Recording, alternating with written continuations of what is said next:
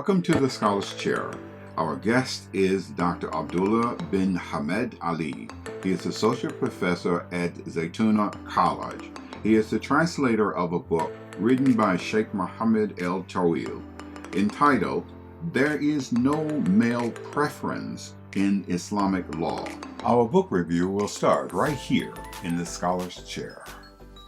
Dr. Abduallah bin Hamid Ali, welcome to the Scholars Chair. Thank you. Nice to be here. You know, the book that you wrote is a fascinating title. I think that almost all Americans should read this book just based on the title alone. There is no male preference in Islamic law, and the writer, the author, is Shaykh Muhammad El Tawhid, right? And, yes, right. And you did the translation of this text. Tell me, what language are you translating from to? I'm translating from Arabic. Arabic to English, yes. And to English. How long did it take you to do that? I really can't recall, but I think probably from the time I started it to the finished version ready for publication, it was about a couple months, about 2 months, if not a little bit more than that. Wow, but this is fascinating stuff. Tell me, what motivated you to be attracted to the topic? Well, I mean, as you know, we're living in very tumultuous times when it comes to the culture wars, and of course, feminism has been with us for some time now as well. But now we see, along with that, matters with respect to gender confusion, and then Muslims not really certain, it seems, about what particular philosophy or moral philosophy that they want to embrace in order to determine the direction that they should go politically, socially, etc. And one, as you know, that for some time, the antagonists, the anti-Muslim antagonists have been accusing Islam of being biased against women. And I just felt that it was a perfect time to actually produce, or at least translate, we would say, this particular work into English. Not that it's the only type of work on this topic, but because I see this particular book as being an apologia without being apologetic about the Islamic tradition. Other authors have written about the book, written about the same subject with respect to women in Islam. And I would say that perhaps most of those books have been both an apologia and apologetic, in the sense that their general audience seems to be non-Muslims, and they're attempting to persuade non-Muslims into believing, or rather abandoning their ideas about Islam's view of women, or supposed view of women. Where this particular author, his audience, I would say, is a Muslim audience, and he's concerned for Muslims abandoning their own moral tradition, right? And he said, well, that we are believers, we believe in the Quran, we believe in the Sunnah of the Prophet Muhammad, peace be upon him, and this is our starting point. This is our starting point, and so rather than have other philosophies be the standard for judging what is moral, what is good, what is evil, we should begin with the presumption that we have God's revealed law with us, right? And God's understanding. And so we need to be judging everyone else, and including ourselves, by God's standard, not by a secular or an ungodly standard. Yes, I agree with that. I think the entire world could use another view, period. And I think, yes, definitely the Quran and the Sunnah of the Prophet, thank God for them both, has a lot to offer all of humanity. No question. That's right. Who is Sheikh Muhammad El Tawhid? Sheikh Muhammad El Tawhid is a Moroccan scholar, known largely as a legal scholar. Was born in 1934 in a small village called Ain Barida, Mhm. and he passed away in 2015. He was one of Moroccans. I consider him one of Islam's great scholars of the 20th century. A major influence on many of the legal minds, with respect to Islam in Morocco and outside of Morocco as well. That I would sometimes find students coming from different countries, Syria, Saudi Arabia, visiting him at his home, right? So and he would sometimes leave the country and go to other countries as well, and to attend certain conventions. And he had an enormous role that he played on the curriculum in Morocco with respect to Islamic family law and other things like that. And you're still the associate professor at Zaytuna? Yes, I'm associate professor at Zaytuna College in Islamic law and prophetic tradition. I teach number of courses: inheritance, family law, commercial law, Mhm. prophetic tradition, Islamic jurisprudential principles or legal foundations, Islamic virtue ethics, among other things. So I teach quite a number of topics, subjects there. Hmm. And you just told me you got your PhD from Berkeley, yes? Well, yeah, I got my PhD from the Graduate Theological Union, which is located in Berkeley. In Berkeley, Um, right? so both my master's and my PhD. So I have a master's in ethics and social theory and a PhD in cultural and historical studies in religion. Mm. And when I studied in Morocco at the Al Qarawiyyin University, which is perhaps the oldest university in the Muslim world, Sure. I studied at the College of the Faculty of Islamic Law. And so that's where I received my first degree before I came home and then eventually made my way to California, Zaytuna. Go somewhere warm. I understand it. Uh, Dr. Ali, your scholarship is quite obvious. I've been following you online for a long time, and Hmm. Okay. and you've got hours and hours and hours locked in already on YouTube. Thank you for doing the Scholars Chair. We broadcast here to a few million people in the tri-state area, Maryland, Okay. Virginia, and the DC area. Hmm. I wanted to ask the question that kind of sets it in the direction for our conversation here, and that is there in the Quranic view and in the tradition of Dr. El Tawhid, is there equality between men and women and in the Quran? Well, equality, of course, as you know, is one of those buzzwords or one of those sort of loaded terms, as we know, because it means something different to a lot of different people, and so you always have to qualify what's meant by equality, because we can talk about, of course, social equality. We can talk about political equality, economic equality, biological equality, moral equality, spiritual equality. So there's different ways you can talk about equality. Um, of course, I guess we can say it on the very basic level. When we think of equality, most people probably would say that, okay, equality means treatment or equal treatment, right? Or treating one another or different people the same way in all circumstances. I think And I think that in theological terms, yeah, uh, equality as it relates to the Creator, or equality yes, in relationship to Allah.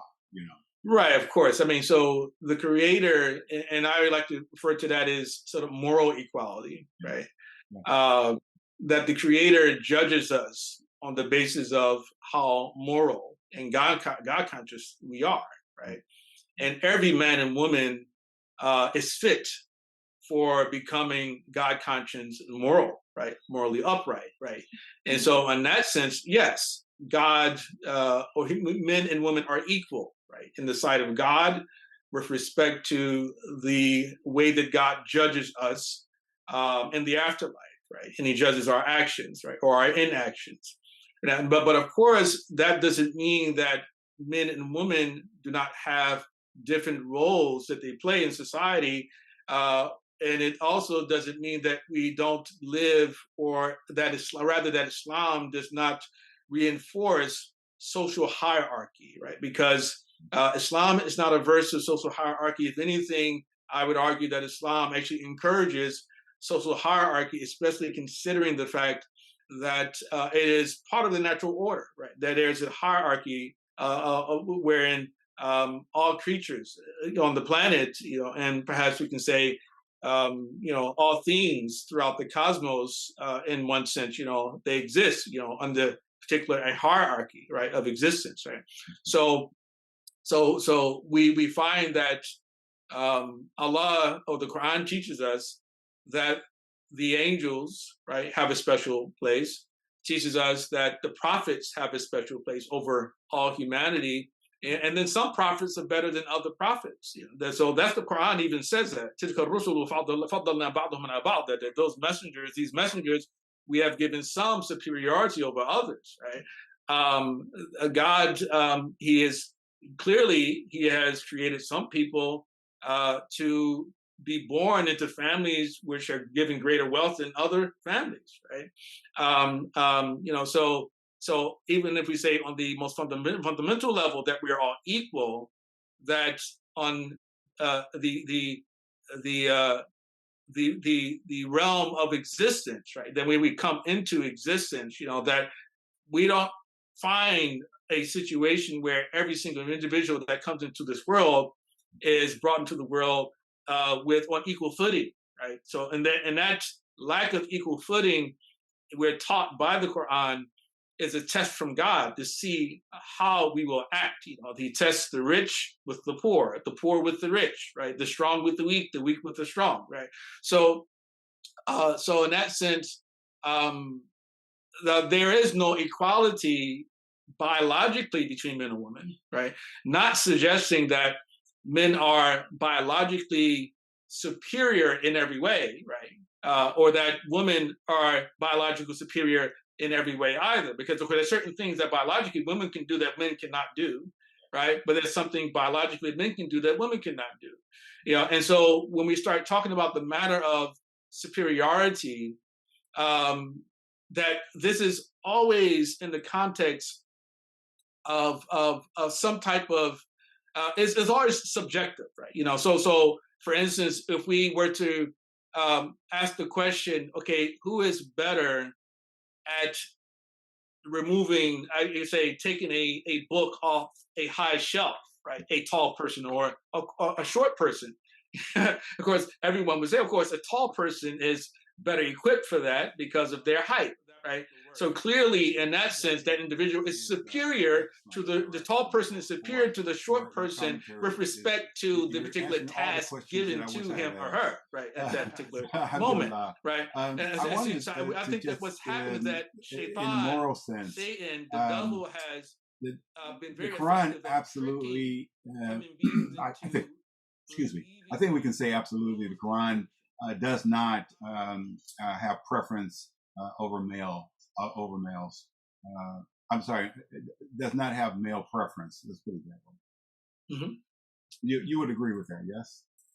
Well, I mean, again, does not have male preference with respect to God's love and the ruling of the judgment that an individual is a moral agent, right, who has fulfilled God's commandments. Sure, there's no moral preference given to men over women, right?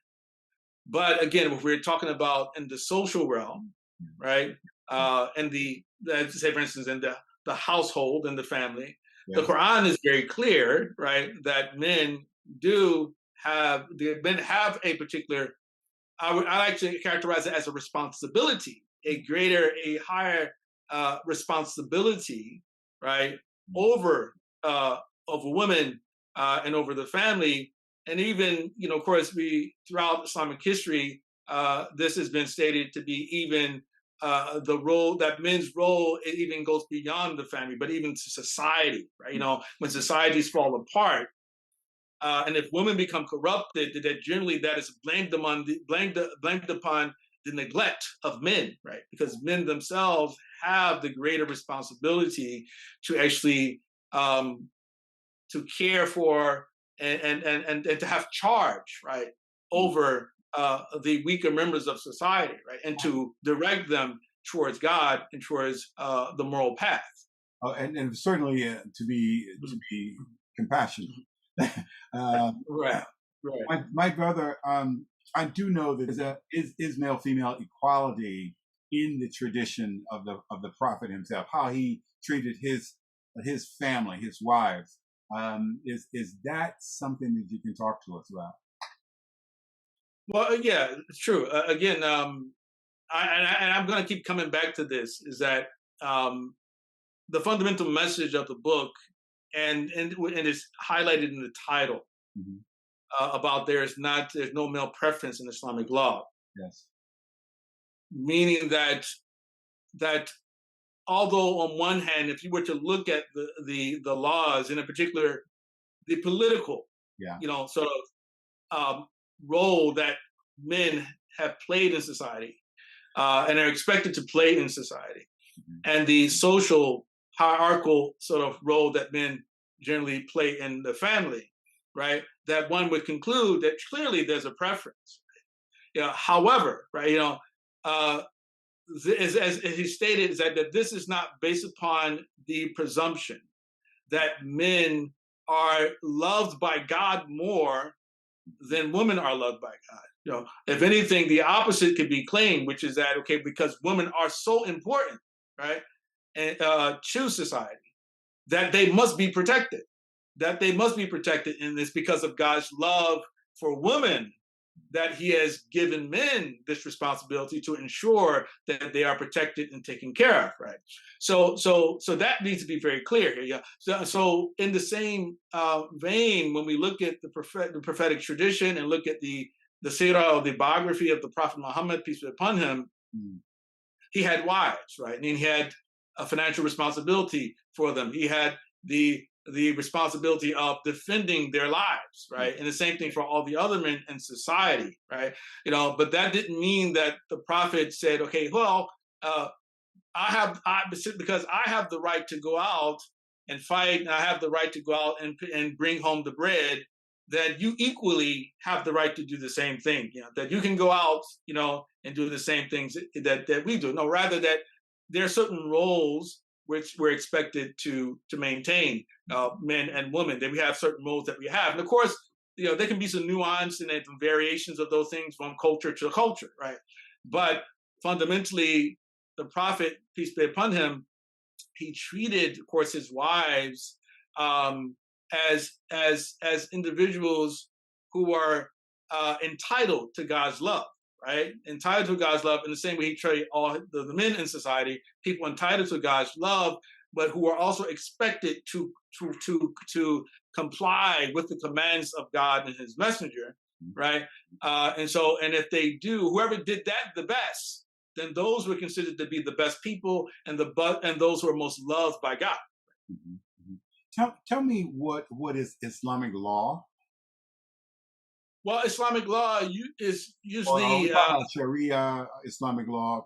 Right. So Islamic law is usually the term we translate the word Sharia from. Right. In the Arabic language, you have what's called a Sharia, mm-hmm. And in the English, we become accustomed to translating that as Islamic law.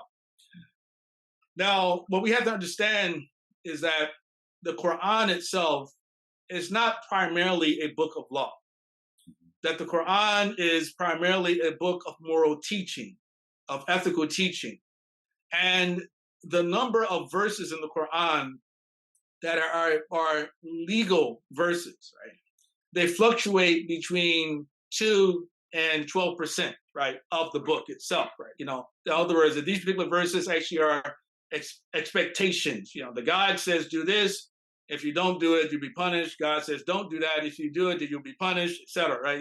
So you have, again, it depends, because scholars differ about the number of verses which actually have legal import, right? Mm-hmm. And so the word Sharia perhaps could be better translated as the revealed law, right, of Islam, or the moral code of Islam, right?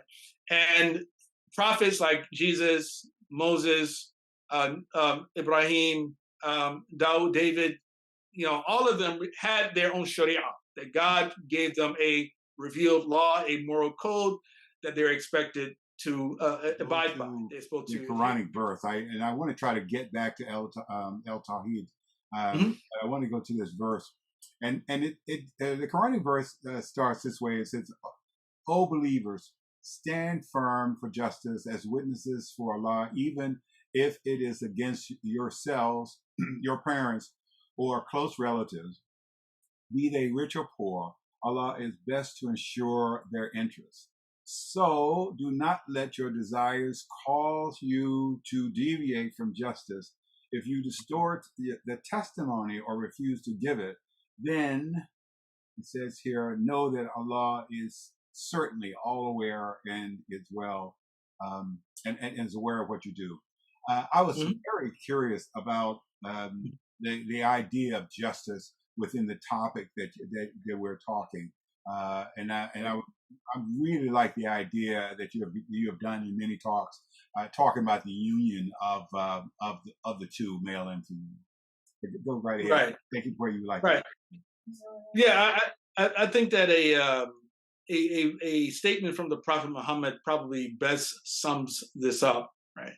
And he made this statement because there was a couple, right, or a woman who was, or rather a person, right, during the time of the Prophet who had been guilty of theft, and this individual was from the elite financial class, right, in society, one of those rich tribes. And when they discovered that the ruling of Islam was that this particular person had to have their hand severed, they came and they offered the Prophet some other option and said, well, hey, we shouldn't humiliate the person this way. This person is well known as a noble, and we would like to offer an alternative punishment for this individual. And the Prophet, he became angry when he heard this, and he said that one of the things that led to the destruction of the people who came before you was that when the strong among them committed a sin, committed an injustice, they let him go. They exempted him from punishment. And when the weak among them committed the same injustice, they punished that individual.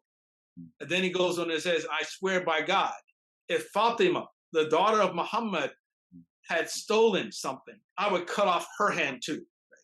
In other words, that when it comes to social justice, criminal justice, things like that, then it shouldn't matter, right? Who is involved in the situation. If this individual is close to you or not close to you, then that individual, we have to treat everyone equal, right? When it comes to crimes that they commit, right? When they commit crimes, and the criminal should be punished, especially if those are type of crimes where the law does not allow for the victim or the survivors of that victim to actually pardon them from the punishment.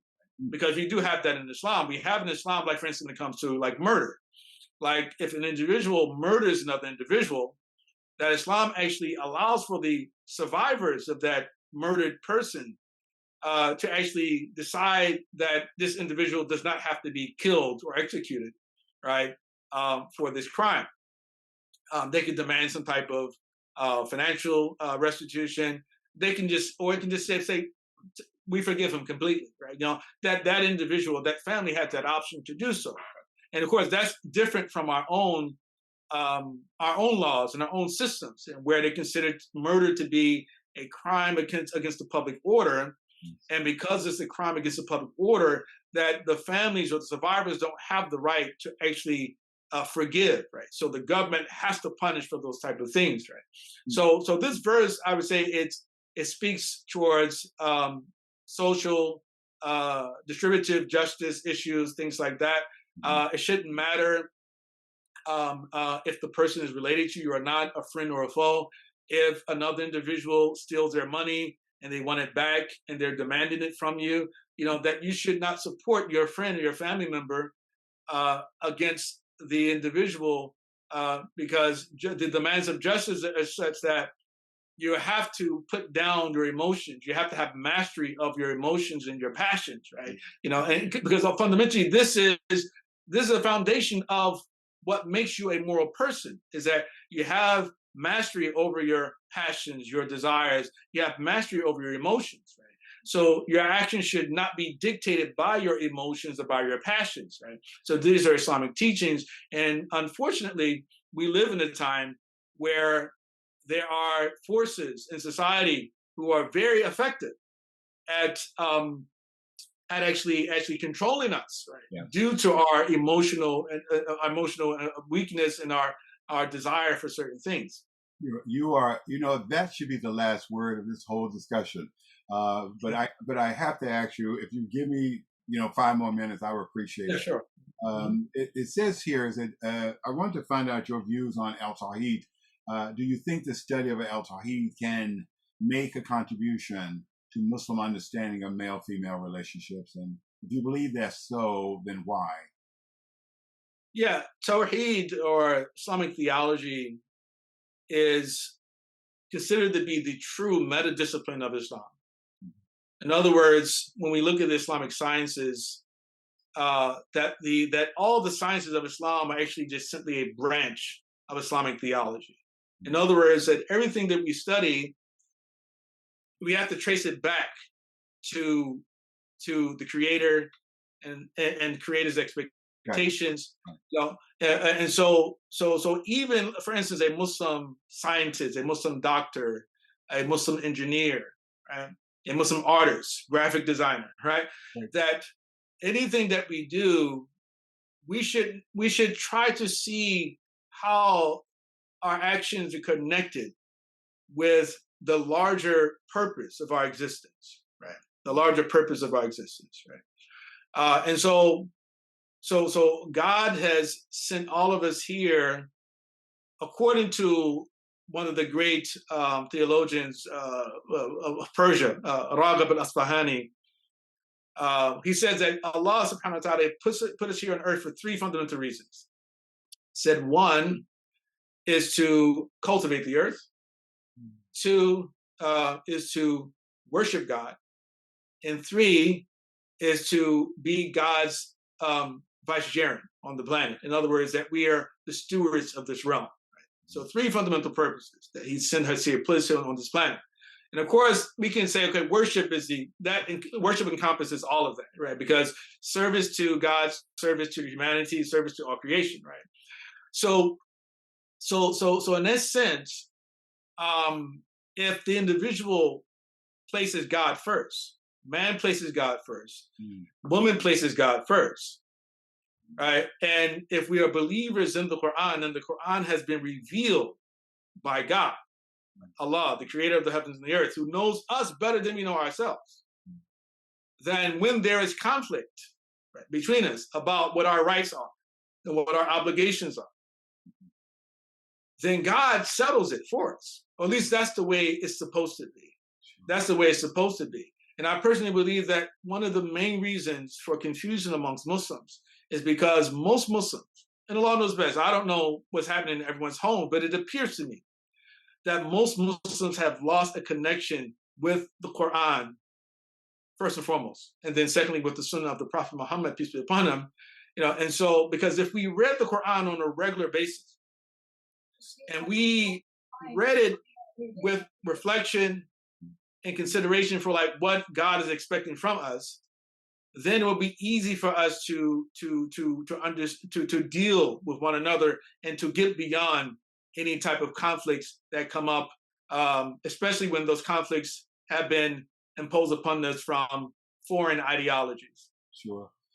Brother Ali, Dr. Hamid, you've enlightened us. And I am so glad that this was the first Scholars Chair interview that we've had with you. And I pray to Allah bless us to have many more.